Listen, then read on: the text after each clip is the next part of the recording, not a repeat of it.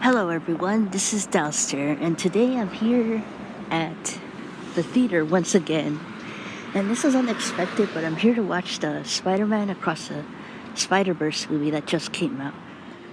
So I heard from my friends and my family that this movie was pretty good. So I'll see if it's a really good movie, and I'll do a review on it, see what happens.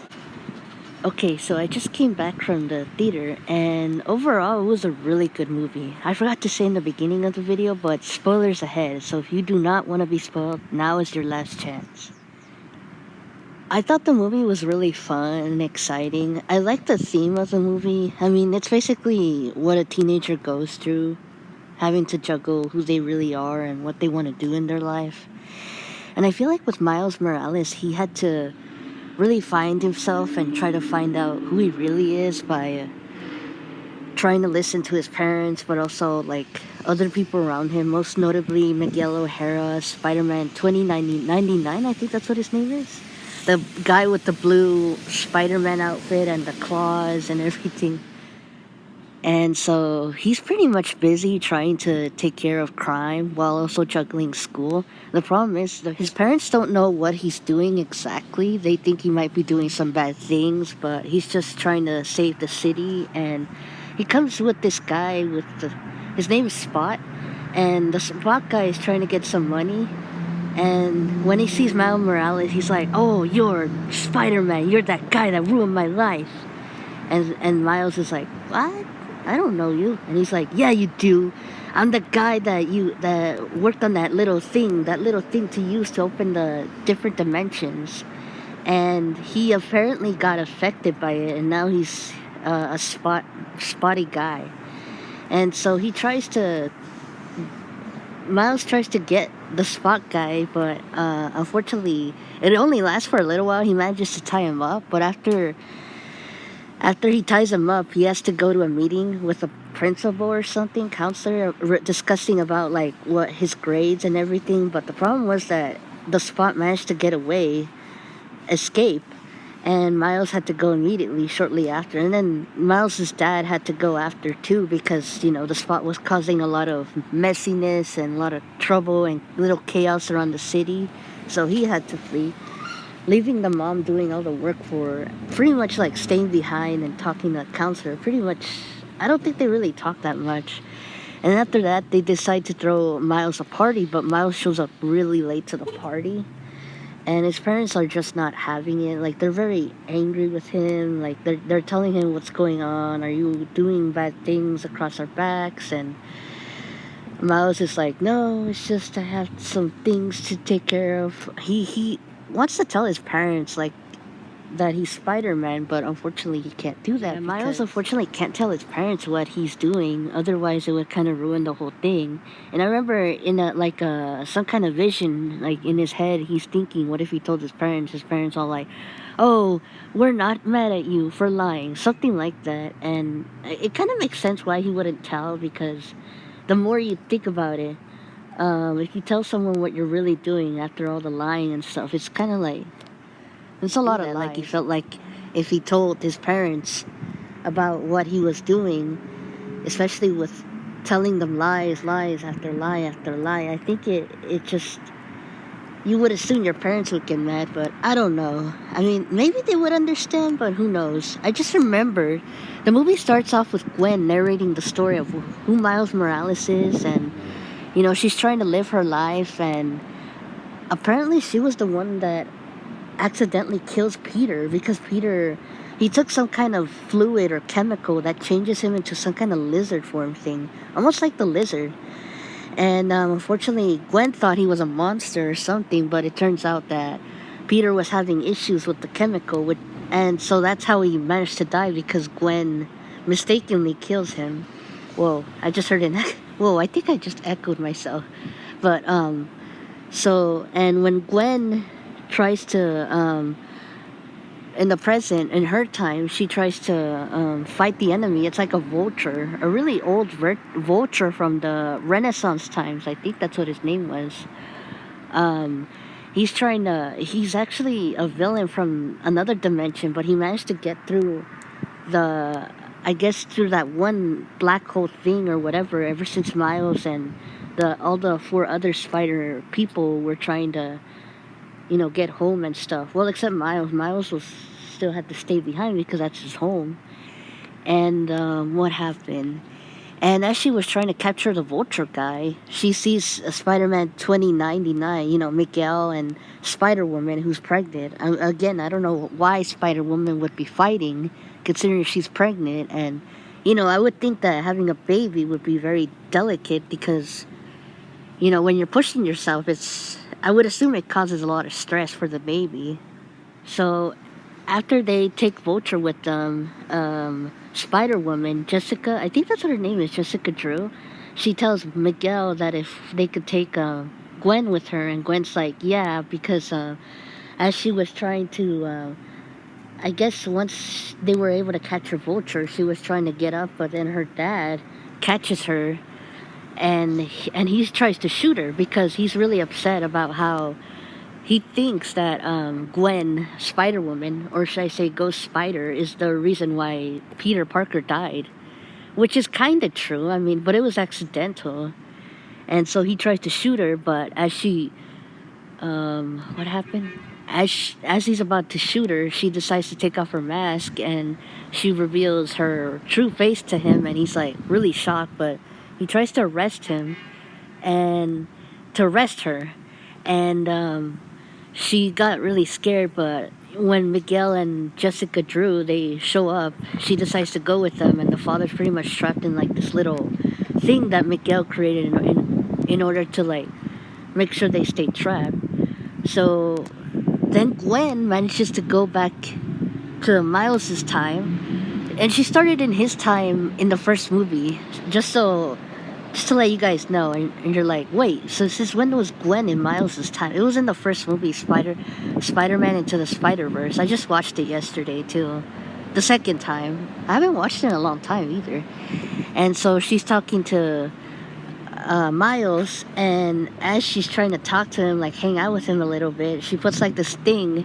I'm guessing it's some kind of tractor or something, and she decides to hang out with Miles, and they're hanging like upside down. It's some kind of really artificial artistic building. I don't think it's artificial, but it's like some kind of building that's really artistic. I forgot what he called it, but they're upside down and they're talking, and then they go back to the party and they're having snacks, and then Miles's mom is like telling Miles once Gwen leaves, he tells her Miles's mom tells her to be careful, and that he could tell her anything, and Miles is thinking about telling his mom that he's Spider-Man, but he decides not to. So Gwen opens like that kind of portal thing that all the spider people go to, and she doesn't notice that Miles is actually there, but I forgot to say that Miles is actually invisible, which is how he's able to not be seen anywhere. So Gwen goes in there, and Miles decides to go in there as well, and in order to help Gwen, or else. But the problem is that if Miles goes with her, he's not gonna be able to see her ever again. And so they go and they end up going to India, in a different world where there's another Spider-Man, but it's in India. And they try to locate the Spot, because Spot is the main villain antagonist of the whole movie. And I think he managed to. The difference with Spot is that he's able to open like different dimensions with his spots. And as he was doing that, his spots start to disappear. So he tries to do that whole experiment thing with the two little thingies. I don't know what those are, but he managed to get more spots, and now he ends up going to a different dimension. But he goes to India, where there's a Spider-Man in India. So Gwen tries to capture the Spot guy in India, but has trouble after Miles appears. And Gwen's a little freaked out about seeing Miles because I think in the scene, Jessica, the Spider-Woman lady, said that if Gwen tries to see Miles, she will never be able to see him again. And they try to go after Spot, and they manage to get help from the India Spider-Man, along with Hobby, who's like the Spider Punk or Punk Spider Man, and they're trying to get Spot, but he manages to like put a shield all over like around the building when they get to like this building. I can't remember what it was called. It's something with the letter A. And as they're trying to get him, I think Spider Punk manages to get through to the safeguard or whatever that thing is, and they manage to break the wall. And yeah, I don't know how that happened, but I think Spot manages to escape. And so the four spider people, they're trying to figure out what to do, and then all of a sudden India starts like crumbling, and everything just goes chaos. Everything starts breaking, and the four spider people, they go to help the people in India, but the problem was that it's supposed to be happening because it's canon. I guessing maybe canon's like a thing in the universe now. Like if it, what canon means is that if something's canon, it was just meant to be. But if it's like, so it's something like you see in anime. Like if it's canon, it's legit. Like it's 100% confirmed. But if it's like filler, it's like not not legit. Like it's not. It's just like filling in the episodes while they're trying to come up with new content. And so I think India's Spider-Man was supposed to lose the love of his life in that tragic bus. Well, what was supposed to be a tragic bus accident, because the bus, it tipped over to the bridge, and as he was grabbing it, his girlfriend was in there, but his girlfriend was supposed to die in there, but he Miles decides to help Spider-Man India, or India Spider. I don't know his name. It's kind of hard to remember. So that was the reason why Gwen was trying to stop Miles from helping India Spider-Man, because if something, because in their thing it said canon something, and if anything interrupts the canon, there would be something going on with India Spider-Man's universe. So it was supposed to be that his love life was supposed to die in that scene. And I think maybe that little girl too that Miles was trying to help after seeing that vision of Spot and his father getting killed by Spot too. And but Miles stops it in time and manages to save. They all manage to save everyone, but unfortunately, this causes like some kind of rift. I mean, it's kind of like what reminds you of God.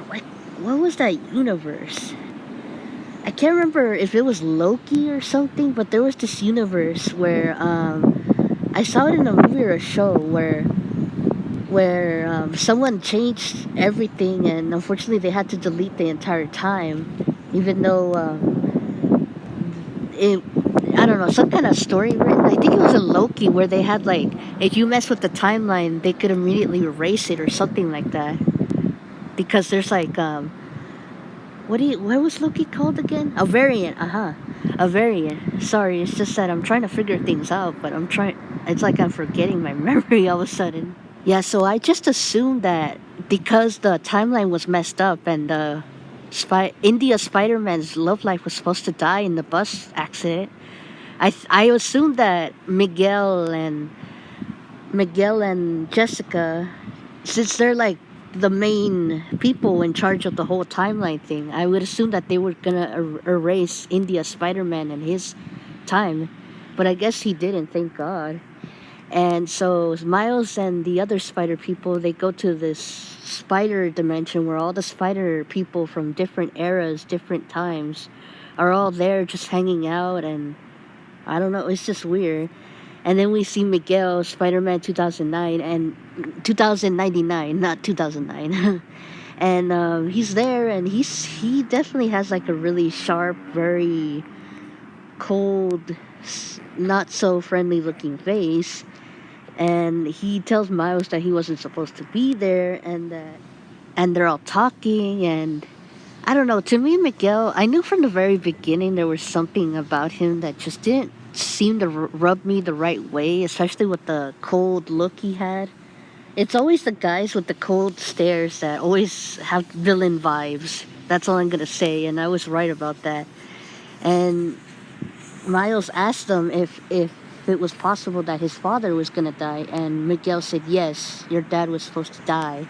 But the reason why Miguel was so cold was because that he also tried to rewrite the timeline, but when he did, it costed his daughter and everyone around his time to disappear, which that's exactly what I was talking about. What happened to India Spider-Man is that I thought he would disappear along with everyone else, but or I guess everyone except him, but I don't think he I don't think he disappeared though.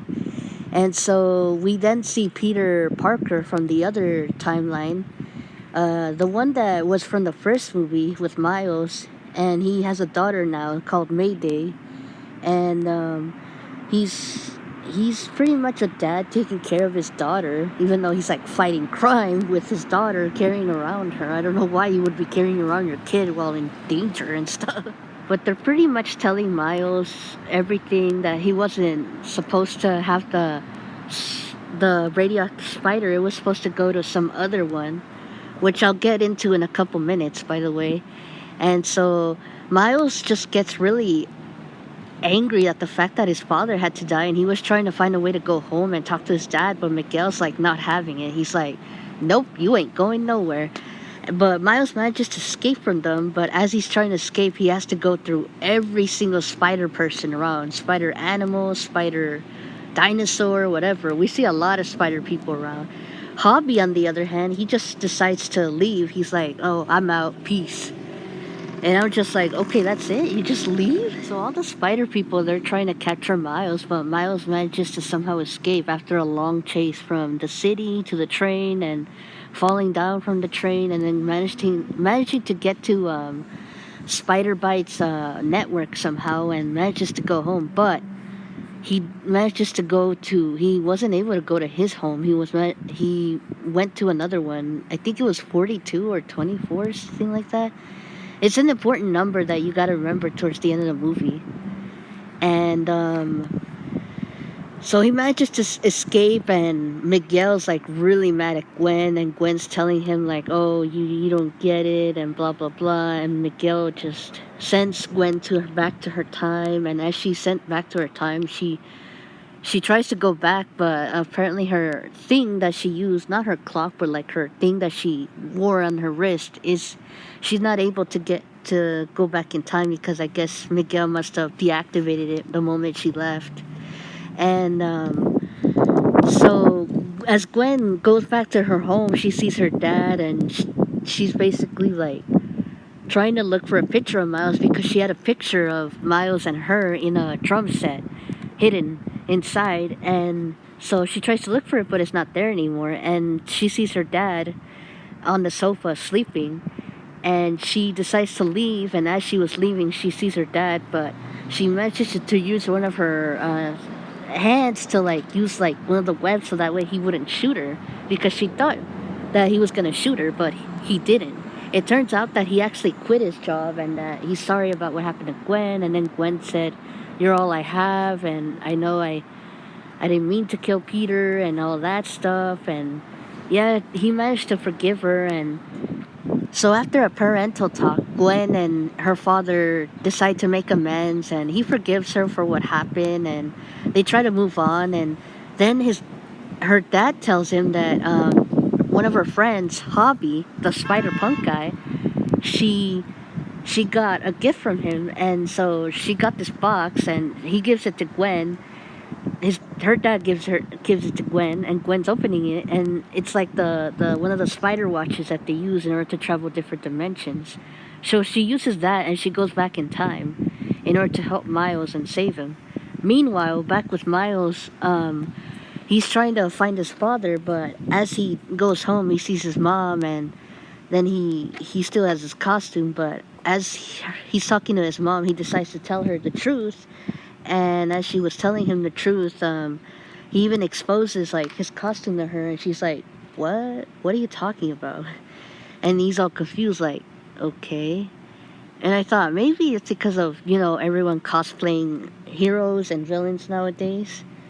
And so after that, he's just walking around, and then his uncle Aaron from the first movie, he's right there. And then Miles is really happy and sad seeing him, because Uncle Aaron, if you guys didn't know, he was the Prowler in the first movie. He was the villain, but he died and got shot. And so in that time, Uncle Aaron is alive in this universe. So he tells Miles, "Hey, are you ready to go?" And Miles is like, "Yeah, sure, okay."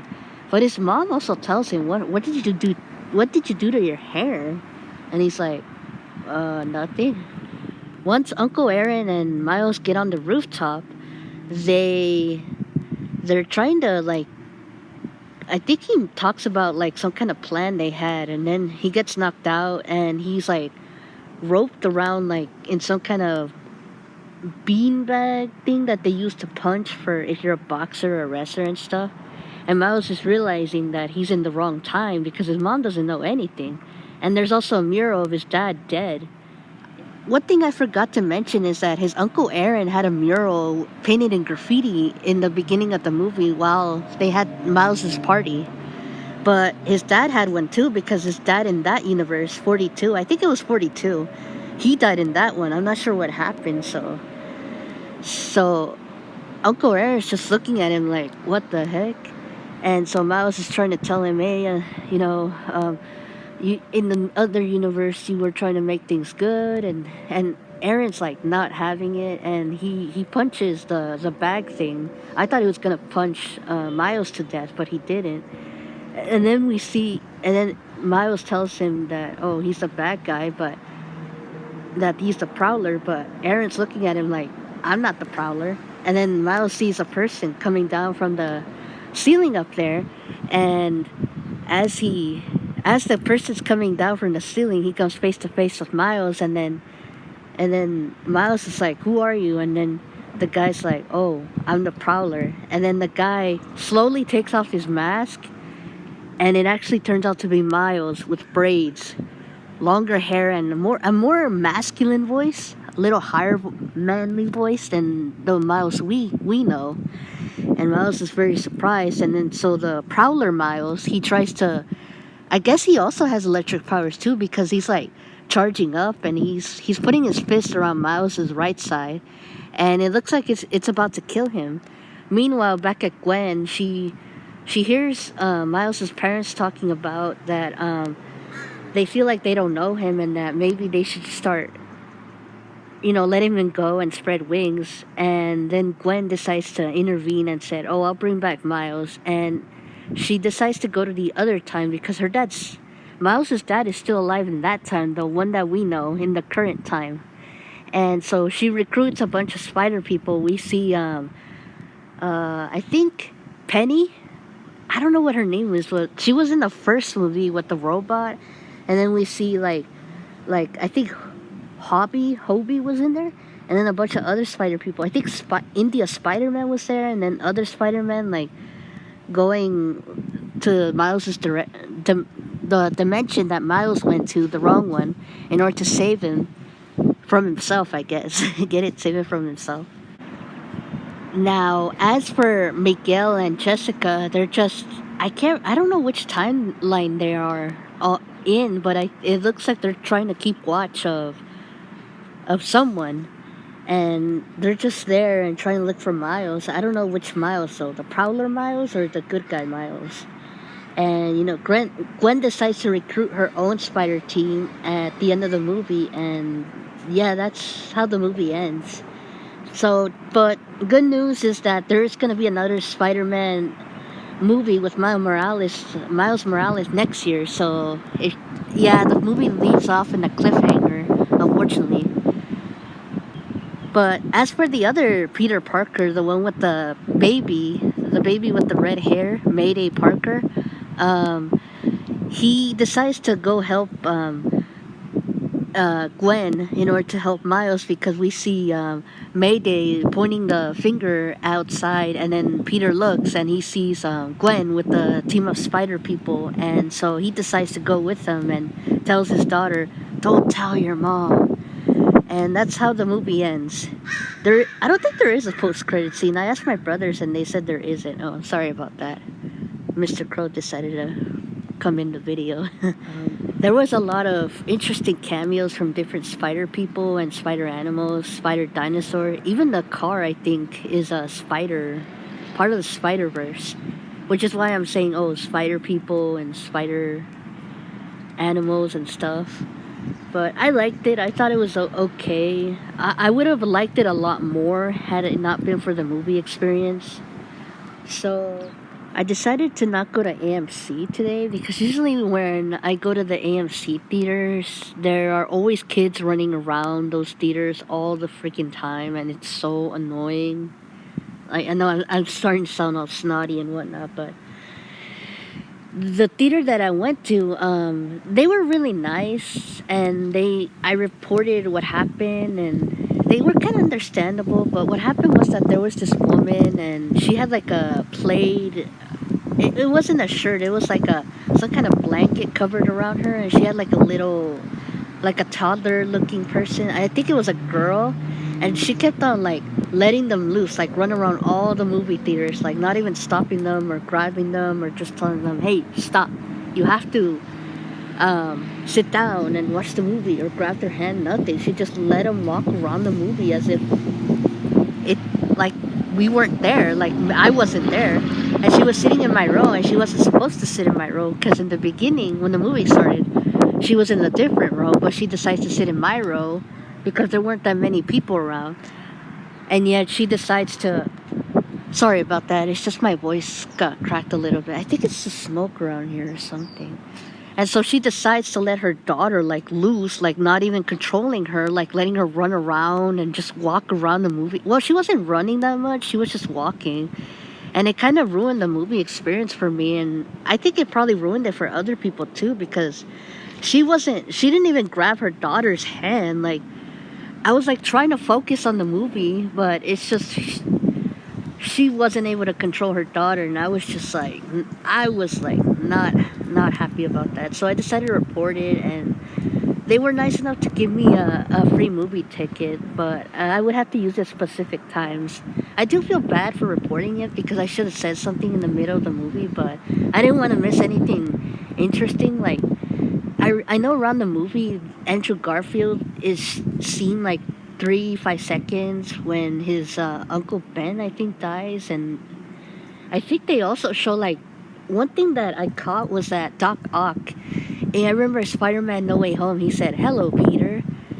I think they had like some kind of like a flashback or something during the time when Miles was running away from all the spider people. But I thought it was a really good movie. It could have been better had it not been for the freaking woman and her freaking kid ruining the movie experience for me. Yeah, I just felt like that woman and her kid just ruined the entire movie for me, and I don't understand why those type of parents just cannot even control their kids. I know it's hard, but you just grab them. You don't have to like yell at them and grab them. You just have to grab their hand gently, but not too hard. I don't know if this is gonna help for parents out there. I'm not a parent or anything, but God, when you're in a movie theater, there are other people that are trying to watch the movie, and they really, well, for example, myself, I really love the Marvel movies and try to pay close attention to them, but I don't know. I mean, otherwise, I always go to that theater and never had a single problem with them until today. But I wish there was a way you could rate customers instead of like the workers there, because I feel like the people in the audience, God, it's just so hard to go to the movies because there's always that one person that always ruins it for everybody in the movie theater. That's why I don't like going to movie theaters, because of people always like going in and sitting in their seat or sitting in your area, and you're like, "Hello, can you leave me space?" And then they're like chewing, and you're like, "Ugh." Like, it just ruins the entire movie. But I don't know. I think I might have to use my free movie ticket for the Flash movie. I'm not sure if I'm gonna watch it. So I don't know. I think I might have to watch that Spider-Man Across the Universe movie again, or maybe decide to watch the Flash movie. I wasn't gonna watch the Flash movie because of Ezra Miller. I really just hate Ezra Miller. I just don't understand why people would go to this movie if Ezra Miller did some really bad things. But I don't know. I'm still debating if I'm gonna rewatch Spider-Man Across the Spiderverse or just watch the Flash movie. I could watch it for free, but I had to go on Monday, the following day after it opens, because I think the pass that they gave me, it's like it's not used for special events or special movies. But I definitely give the theater people 10 out of 10. I wish there was a way you could rate customers, because that woman and her daughter, definitely not good people. She should have controlled their daughter well she could. But I'm just gonna end this video from here. It's just every time I keep on recording, there's always like a bunch of people. Like just recently, a couple minutes ago, there was like these motorcyclists just with these small bicycles just riding around this parking lot, and then just other people. And I don't want to be rude and disrespectful to them. Also, my voice is getting a little chappy. I think maybe someone's either smoking or it's probably the smog going around here in this area. But definitely give this movie a 10 out of 10, 5 out of 5. Would definitely go watch the sequel, or I guess trilogy, because it is going to be a trilogy now. And I would definitely watch it with your kids. There's not that many bad words. I think there's only the sh, dot dot word, but I think it's only there for temporary. But I thought everyone did a pretty good job. The acting was pretty great. Maybe Miles' mom could have done a little bit better. But I knew from the very beginning Miguel was a bad person. Like, you could tell by that stare, and the way he looks, he acts. But this is Dalster, and I'll see you guys in the next video. Comment, like, subscribe, and I'm gonna go get something to drink, because my voice isn't looking so hot right now. I'll see you guys later. Take care, and take care of yourself and everyone around you. And I'll do the same too. Bye, guys.